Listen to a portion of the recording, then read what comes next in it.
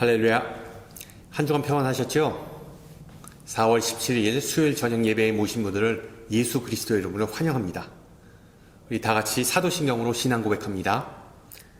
나는 전능하신 아버지 하나님 천지의 창조주를 믿습니다. 나는 그의 유일하신 아들 우리 주 예수 그리스도를 믿습니다. 그는 성령으로 잉태되어 동정녀 마리에게서 나시고 본디오 빌라도에게 고난을 받아 십자가에 못 박혀 죽으시고 장사된 지 사흘 만에 죽은 자 가운데서 다시 살아나셨으며 하늘에 오르시어 전능하신 아버지 하나님 우편에 앉아 계시다가 거기로부터 살아있는 자와 죽은 자를 심판하러 오십니다. 나는 성령을 믿으며 거룩한 공교회와 성도의 교제와 죄를 용서받는 것과 몸의 부활과 영생을 믿습니다. 아멘. 네, 우리 함께 찬송가 401장 하시겠습니다. 401장. 예전 찬송가는 457장이고요.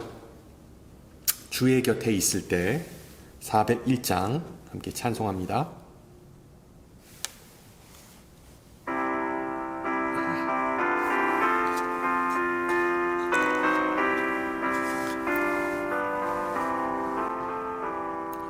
주의 곁에 있을 때 마음이 든든하오니 주여 내가 살 동안 인도하여 주소서. 주여 주여 나를 인도하소서. 빠른 세상 살 동안 주여 인도하소서. 피난처인 예수여 세상 물결 험할 때 크신 은혜 베푸사 나를 숨겨주소서. 주여 주여 나를 인도하소서. 빠른 세상 살 동안 주여 인도하소서. 세상 풍파 지난 후 영화로운 나라와 눈물 없는 곳으로 들어가게 하소서. 주여 주여 나를 인도하소서. 빠른 세상 살 동안 주여 인도하소서.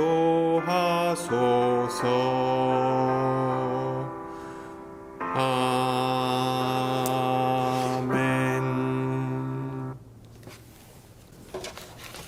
네, 하나님께서 오늘 저녁 우리에게 주신 말씀 요한복음 21장입니다. 요한복음 21장 1절에서 17절. 요한복음 21장 1절에서 17절. 제가 가진 성경으로 신약 148페이지입니다. 요한복음 21장 1절에서 17절 말씀을 받들어 봉독합니다.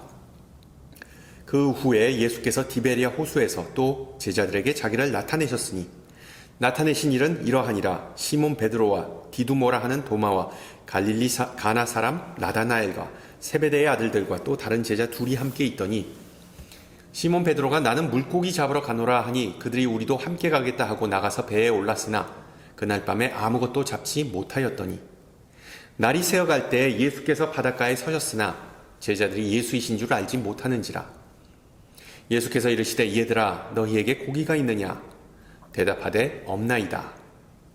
이르시되 그물을 배 오른편에 던지라 그리하면 잡으리라 하시니 이에 던졌더니 물고기가 많아 그물을 들 수 없더라. 예수께서 사랑하시는 그 제자가 베드로에게 이르되 주님이시다 하니 시몬 베드로가 벗고 있다가 주님이라 하는 말을 듣고 겉옷을 두른 후에 바다로 뛰어내리더라. 다른 제자들은 육지에서 거리가 불과 한 50칸쯤 되므로 작은 배를 타고 물고기 든 그물을 끌고 와서 육지에 올라보니 숯불이 있는데 그 위에 생선이 놓였고 떡도 있더라. 예수께서 이르시되 지금 잡은 생선을 좀 가져오라 하시니 시몬 베드로가 올라가서 그물을 육지에 끌어올리니 가득히 찬 큰 물고기가 153마리라 이같이 많나 그물이 찢어지지 아니하였더라. 예수께서 이르시되 와서 조반을 먹으라 하시니 제자들이 주님이신 줄 아는 고로 당신이 누구냐 감히 묻는 자가 없더라. 예수께서 가셔서 떡을 가져다가 그들에게 주시고 생선도 그들과 같이 하시니라. 이것은 예수께서 죽은 자 가운데서 살아나신 후에 세 번째로 제자들에게 나타나신 것이라. 그들이 조반을 먹은 후에 예수께서 시몬 베드로에게 이르시되 요한의 아들 시몬아 내가 이 사람들보다 나를 더 사랑하느냐 하시니 이르되 주님 그러하나이다. 내가 주님을 사랑하는 줄 주님께서 아시나이다. 이르시되 내 어린 양을 먹이라 하시고 또 두 번째 이르시되 요한의 아들 시몬아 내가 나를 사랑하느냐 하시니 이르되 주님 그러하나이다. 내가 주님을 사랑하는 줄 주님께서 아시나이다. 이르시되 내 양을 치라 하시고 세 번째 이르시되 요한의 아들 시몬아 내가 나를 사랑하느냐 하시니 주께서 세 번째 내가 나를 사랑하느냐 하심으로 베드로가 근심하여 이르되 주님 모든 것을 아시오매 내가 주님을 사랑하는 줄을 주님께서 아시나이다. 예수께서 이르시되 내 양을 먹이라. 아멘. 어느 통계에 의하면 미국 노동자들은 은퇴할 때까지 평균적으로 12번 이직하고 또한 4번 직업을 변경한답니다. 물론 미국도 60, 70년대에는 평생 직장이라는 개념이 있었지만 지금은 소수의 전문직을 제외하고는 그 개념이 아예 사라졌습니다. 결과적으로 많은 이들은 한 직장에서 아니면 한 사업체에서 평균적으로 4년을 일한답니다. 얼마나 미국 노동시장이 변화무쌍한지 그리고 움직임이 많은지 이직이 많은지 차직이 많은지 알 수 있는 대목이죠. 이 통계가 어느 정도 신빙성이 있는 것이 미국 목회자들을 대상으로 한 설문조사에서도 목회자는 평균적으로 한 사역지에서 한 교회에서 4년을 보낸답니다. 4년. 4년이면 상당히 짧은 거 아니냐고 말할 수 있겠지만 예수님의 공생의 사역 기간이 대략 한 3년, 아니 한 3년에서 3년 반으로 추정되는 것을 보면 사역은 양보다 질이라고 말할 수 있겠죠. 물론 4년의 기간 동안 하나님께서 많은 축복을 내려주실 수 있습니다. 그러나 많은 사역자들은 한 사역지에서 적어도 4년 넘게 5년의 세월을 보내면 더 많은 종류의 축복이 쌓이는 것을 경험한다고 토로합니다. 아다시피 모든 교회 공동체는 좋은 시간과 힘든 시간, ups and downs, 성장과 분쟁을 다 겪습니다. 그 과정을 다 인내하고 섬기다 보면 사람들이 점점 변하게 되고 열매를 맺고 나중에는 풍성한 추수를 경험할 수 있는 축복이 있는 것이죠. 충성과 성실함은 목회뿐만 아니라 모든 직업이나 업종에서 요구되는 덕목입니다. 화는 같이 피하려 하고 복만 혼자 쏙 누리고자 하는 그런 얌체족이 다른 사람들에게 인정을 못 받는 것은 당연한 이치죠. 그러나 또한 정말 되돌아갈 수 없는 상황이나 위기에 빠지면 신속히 다른 길을 모색하는 것 또한 지혜로운 사람의 태도입니다. 여러분, The Great Resignation, 한국어로는 대퇴직이라는 말 들어보셨죠? 그러니까 지금으로부터 한 3, 4년 전 코로나 팬데믹 기간이 시작하면서 그 기간 동안에 생긴 신조어인데 이 미국 고용시장에서 평소보다 훨씬 더 많은 사람이 직장을 그만두는 사직하는 그런 사회적 현상을 일컬었던 단어입니다. 정규직과 비정규직, 전문직과 비전문직을 막론하고 갑작스러운 팬데믹이란 변수, 또한 경제 불안과 근무 환경 변화 때문에 많은 사람이 새로운 직장이나 직업으로 전환하거나 이직하거나 아니면 아예 사직하는 일을 포기하게 되었습니다. 오늘 읽은 우리 본문에게도 퇴직하는 사람이 등장하죠. 바로 사도 베드로입니다. 베드로. 그리고 그가 포기한 업종은 어업입니다. 어업. 주목해야 할 부분은 베드로가 사직서를 제출한 경우가 이번이 두 번째라는 것이죠. 공관복음, 특히 누가복음 5장을 보면 이 베드로는 그때는 시몬이라는 이름으로 등장합니다. 온종일 허탕만 친 시몬에게 예수님은 자신을 배 위에 태울 것을 요청합니다. 그리고 그물을 물 깊은 곳에 던지라는 말을 들은 시몬은 순종하고 엄청난 분량의 물고기를 획득하죠. 그러자 예수님은 두려워 말라. 이제부터 너는 사람 낚는 어부가 된다. 라는 말을 들은 시몬과 직장 동료 야고보와 요한, 이들은 모든 것을 다 뒤로 하고 다 내팽개치고 예수님을 따랐습니다. 누가복음과는 다르게 요한복음은 시몬의 첫째 소명 이야기를 좀 다르게 묘사합니다. 요한복음 1장에 나온 시몬은 이미 세례 요한, 존 더 베프티스트의 추종자였습니다. 그러나 안드레에게 메시아를 만났다라는 그 말을 듣자마자 세례 요한에서 예수님으로 시몬은 배를 갈아탑니다. 자발적으로 사임하고 이직한 셈이죠. 그리고 예수님은 시몬의 이름을 게바, 즉 베드로, 반석이라고 계명해 주십니다. 창세기에서 천사가 야곱의 이름을 이스라엘로 계명한 사건을 기억하시죠? 천사와의 씨름 후에 야곱은 그의 이름과 더불어 인생 그 자체가 바뀌었습니다. 마찬가지로 베드로의 사직은 그의 삶 전체가 변하는 것을 의미하였습니다. 그리고 요한복음 21장 제일 마지막 장에서 또 다시 한번 유사한 상황이 발생하죠. 1절에 나오는 첫 단어를 한번 보세요. 그 후에, 영어로는 after this. 그것들이 뭘까요? 그 후에. 바로 예수님의 죽음과 부활에 관련된 모든 사건을 요한은 암시하고 있습니다. 여러분, 지난 며칠간 예수님에게 있었던 수많은 사건을 생각해 보세요. 당당한 예루살렘 입성으로 시작해서 참혹한 갈보리 언덕 위에서의 죽음, 그리고 청천벽력 같았던 부활 아침의 소식. 정말 베드로와 그의 동료들은 천당과 지옥을 오락가락했습니다. 정말 정신없는, 말도 안 되는 일련의 사건들을 경험했던 제자들에게 요한복음의 그 후에라는 표현은 정말 그 대장정을 일단락하는 표현이겠죠. 그리고 혼란과 두려움과 기쁨과 같은 복잡한 심정에 사로잡힌 요한과 베드로를 포함한 제자들이 내린 결론은 무엇입니까? 3절을 보세요. 나는 물고기나 잡으러 가련다.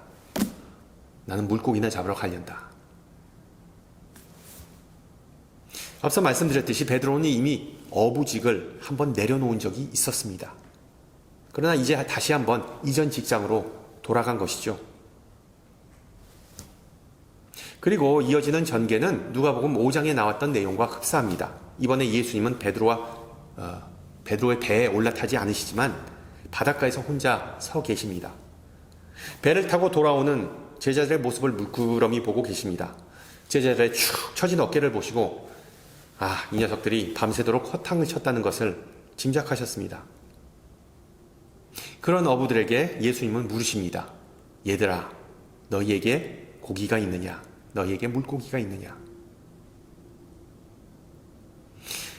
이 질문, 전지전능하신 예수님뿐만 아니라 눈치가 있는 그 누구라도 할 법한 질문이었죠. 말씀드렸듯이 제자들의 어깨는 축 처져 있고 얼굴에는 피로와 짜증이 묻어났기 때문입니다. 물론 예수님은 제자들의 상황을 다 아시고 그런 질문을 하셨던 것이죠. 그들을 약올리는 것이 목적이 아니라 제자들이 실토하는 것을 원하셨기 때문입니다. 그리고 그런 제자들은 자신들의 실패를 순순히 시인합니다. 그러자 예수님은 하나의 힌트를 제공하시죠. 배 오른편에 그물을 내려보아라. 솔직히 말도 안 되는 내용입니다. 말도 안 되는 내용. 밤새 내내 못 잡은 물고기가 배 한쪽에만 몰려 있다는 것이 얼마나 비상식적입니까? 어떤 이유에서인지 몰라도 어부들은 그 이방인의 낯선 사람의 충고를 따릅니다. 결과적으로 물고기가 엄청나게 잡혀서 그 물이 찢어질 정도였다고 요한은 기록합니다. 그때 비로소 제자들은 그 이방인이 예수님인 것을, 주님인 것을 깨닫고 우통을 벗고 작업했던 베드로는 예수님을 조금 더 빨리 만나기 위해 겉옷을 걸치고 물속으로 다이빙합니다. 보통 그 반대이죠. 그리고 제외를 한 스승과 제자들은 해변에 앉아서 아침 식사를 나눕니다. 메뉴로는 구운 생선과 빵이었습니다. 얼마나 뻘쭘한 분위기였을까요? 식사 내내 말 한마디 없었다고 요한은 전해줍니다. 흥미로운 점은 얼마 전에 예수님은 제자들과 저녁 식사를 나누셨죠. 부활 후 지금 나누는 식사는 그때 나눴던 식사, 최후의 만찬, The Last Supper와는 완전히 다른 식사였습니다. 어떻게 보면 The First Breakfast, 최초의 만찬, 최초의 아침, 최초의 조반인 셈이겠죠. 어찌됐든 식사를 마친 후에 예수님은 시몬 베드로에게 묻습니다. 요한의 아들 시몬아, 내가 이 사람들보다 나를 더 사랑하느냐? 여러분 잘 들으세요. 헬라어 원문에는 이 사람들이 아니라 그냥 these, 즉 복수형 지시대명사가 나옵니다. 복수형 지시대명사. 그러니까 이 사람들이 될 수도 있고 아니면 이 것들이 될 수도 있습니다. 아쉽게도 한국어 성경이 그냥 의역한 부분입니다. 실제로 원문은 세 가지의 뜻을 포함할 수 있기 때문에 세 가지로 번역될 수 있기 때문에 지금 소개해드리고자 합니다. 들어보세요.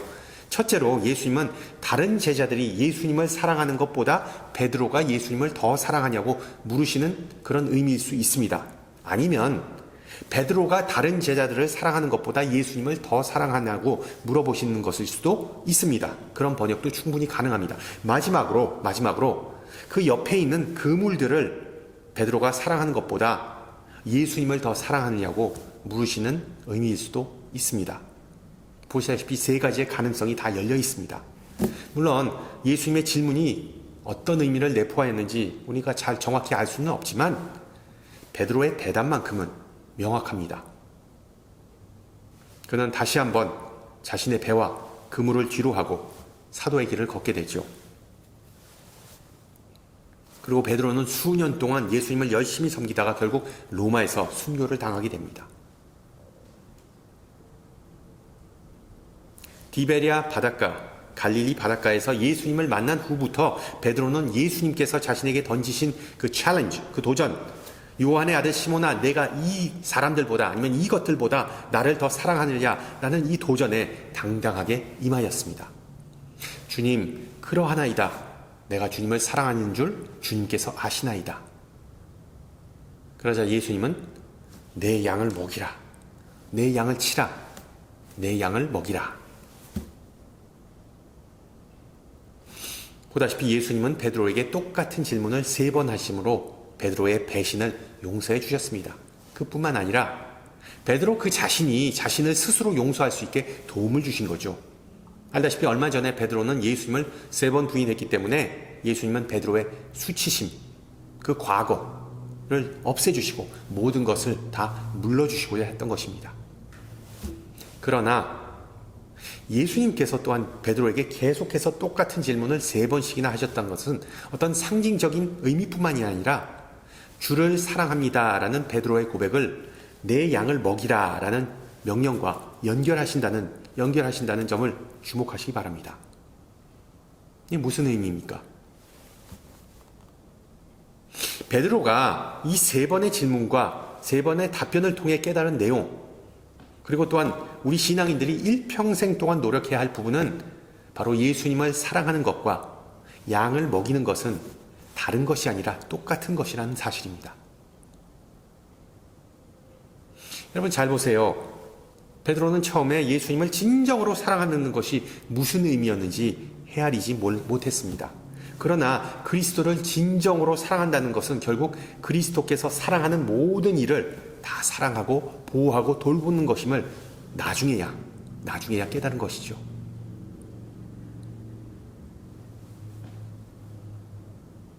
예수님은 내가 나를 사랑하느냐라는 질문을 특정한 베드로나 12제자나 아니면 우리 목사들에게만 하시는 것이 아닙니다.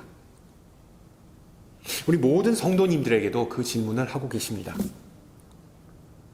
어떻게 보면 이 내용, 요한복음 21장의 이 내용은 공관복음서에 나온 성경에서의 가장 큰 계명, The Greatest Commandment, 하나님 사랑, 이웃 사랑을 다르게 표현한 것이죠. 물론 어떤 이들은 하나님 사랑이 먼저고 이웃 사랑은 그 다음이다. 아니면 이웃 사랑은 하나님을 사랑하면 당연히 따라온다라는 식의 주장을 펼치기도 합니다. 어떻게 보면 상당히 교리적이고 문자적이고 율법적인 해석이죠. 적어도 복음서에 의하면, 아니 부활하신 예수님에 의하면 예수님을 사랑하는 것과 양을 돌보는 것은 같은 것입니다. 같은 것. 순위가 중요한 것이 아니라는 것입니다.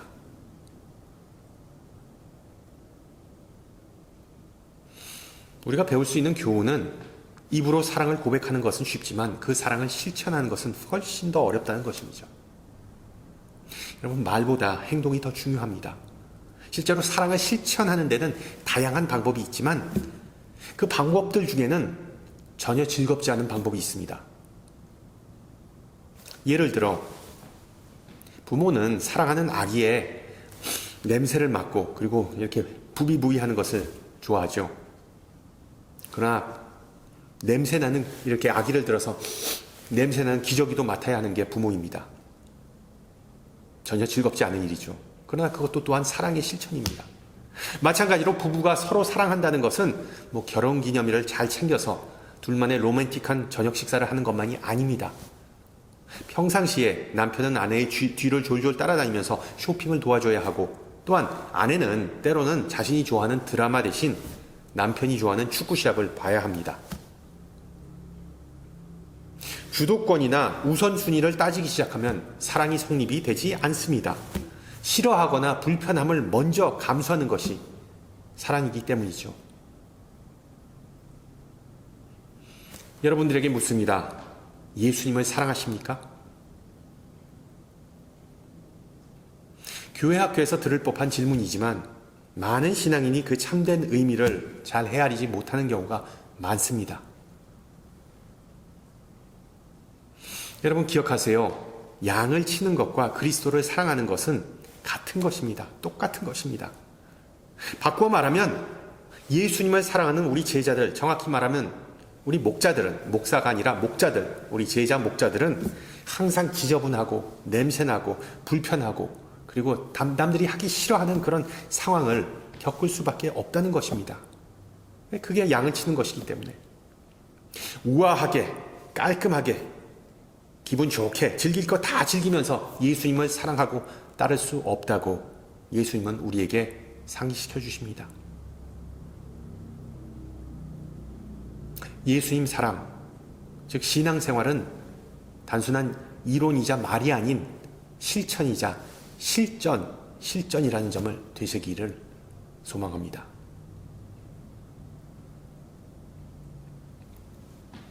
부활하신 예수님께서 베드로에게 하신 또 하나의 중요한 질문이 오늘 본문에 등장합니다.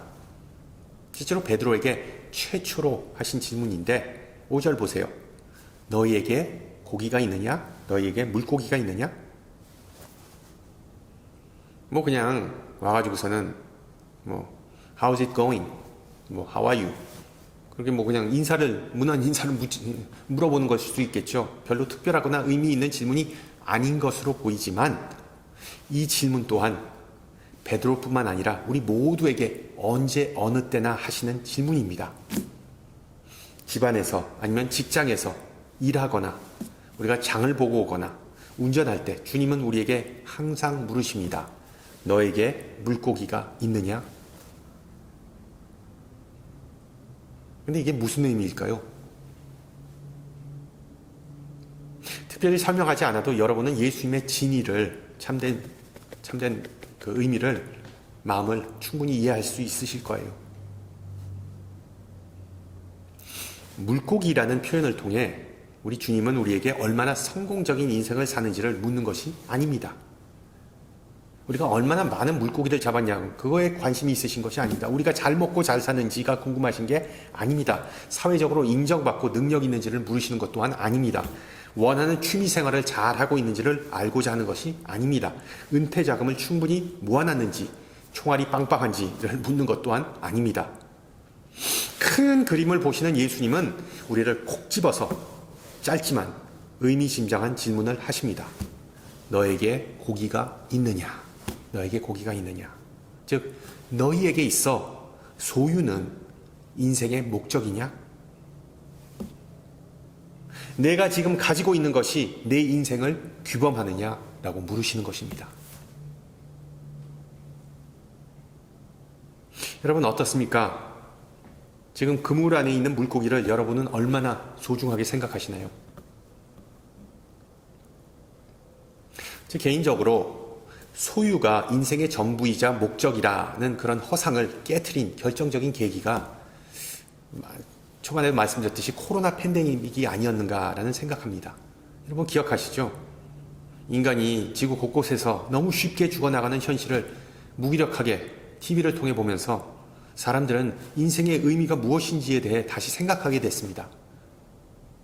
물론 코로나 팬데믹이 종료되고 지금은 다 과거가 되어버린 듯합니다. 왜? 인간은 망각의 동물이기 때문에. 그러나 2, 3년 전만 하더라도 많은 이는 인생의 허무함, 인생의 가치, 인생의 목적과 같은 그런 실존적 질문을 하였습니다. 그러면서 자신들의 삶이, 인생이 결국 그리스 신화에 나오는 시시포스와 별반 다를 게 없다는 것을 깨닫게 됐죠. 여러분 시시포스 이야기 아실 거예요. 고린도의 왕이었던 시시포스는 올림포스의 왕인 제우스 신을 기만한 죄로 커다란 바위를 그냥 산꼭대기로 끙끙 밀어 올리는 그런 벌에 처해졌죠. 그러나 이 바위는 정상 근처에 다다르면 다시 또 아래로 굴러 떨어졌기에 시시포스는 영원히 되풀이 되는 형벌을 받게 되었습니다. 쳇바퀴 도는 인생, 바로 그것이죠. 대부분 사람에게 있어 인생의 목적이나 의미는 주로 성공하고 행복하게 사는 것입니다. 그런데 여러분 성공과 행복을 정확하게 설명하기, 규정하기가 쉽지 않습니다. 왜? 사회적으로 성공한다는 것은 시시포스처럼 끝없는 계단을 기어오르는 것과 같기 때문이죠. 한 계단을 오르면 또 오르고 그 끝이 보이지 않습니다. 마찬가지로 행복한 인생은 어떻게 보면 나비와 같습니다. 쫓으면 쫓을수록 더 도망가는 것이 행복이라고 하죠. 물론 베드로는 이런 문제가, 이런 고민이 전혀 없었습니다. 먹고 살기에 바빠서 철학적 질문에 허비할 시간이 없었기 때문이죠. 예전에 말씀드렸듯이 베드로는 단순하고 우직한 시골 사람이었습니다. 그렇다고 그에게 지혜가 부족했던 것은 아니죠. 예수님의 질문, 너에게 물고기가 있느냐에 대한 정답을 바로 부활하신 예수님을 만났을 때 발견했기 때문입니다. 그 디베리아 바닷가에서 예수님을 만난 베드로는 인생의 참된 의미는 무한 경쟁과 치열한 삶, 무엇을 내가 소유했는지, 쌓아놨는지, 그물 안에 얼마만큼의 물고기가 있는지 그게 아니라는 것을 알게 되었습니다. 인생의 참된 의미는 부활하신 예수님에게서만 발견할 수 있음을 알게 되었습니다. 그리스도 없는 자신의 그물은 늘 항상 비어 있다는 사실을 알게 된 것이죠. 우리도 마찬가지입니다. 역설적이지만 우리의 그물이 완전히 비었을 때 비로소 예수님의 말씀이 귀에 들어오고 그 말씀의 진리를 깨달을 수 있습니다. 예전에 예수님께서 베드로의 믿음을 시험하고자 하셨을 때 베드로는 예수님에게 이렇게 대답했습니다. 주여, 영생의 말씀이, 생명의 말씀이 주께 있사오니 우리가 누구에게로 가리이까? 부활하신 예수님은 지금 여러분이 쥐고 계신 그 그물 속에 물고기가 몇 마리 들어있는지 솔직히 궁금해하시지 않습니다. 그 그물 속에 영생의 말씀이신 그리스도가 있는지 없는지를 알고 싶어 하시기 때문이죠. 여러분, 부활의 백성이자 증인인 우리의 믿음은 절망이라는 토양 가운데서 가장 잘 자랄 수 있다는 사실을 기억하시기 바랍니다. 우리가 무엇을 해야 하고 어디로 가야 할지 모를 때 우리의 신앙은 알게 모르게 더 성장한다는 원리를 예수님은 우리에게 가르쳐 주십니다. 특히 빈 그물, 빈 항아리, 빈 무덤과 같이 우리의 마음이 텅 비었을 때 주님의 역사는 시작합니다. 그러나 먼저 우리 스스로 내 잔은 텅 비었습니다 라고 고백할 때 비로소 주님은 우리의 잔을 넘치게 채워주십니다. 할렐루야.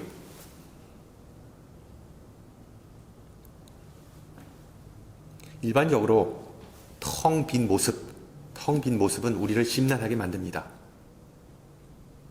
영적으로 공허하거나 아니면 물질적으로 궁핍하면 그게 인생의 가장 큰 문제로 보이기에 십상입니다.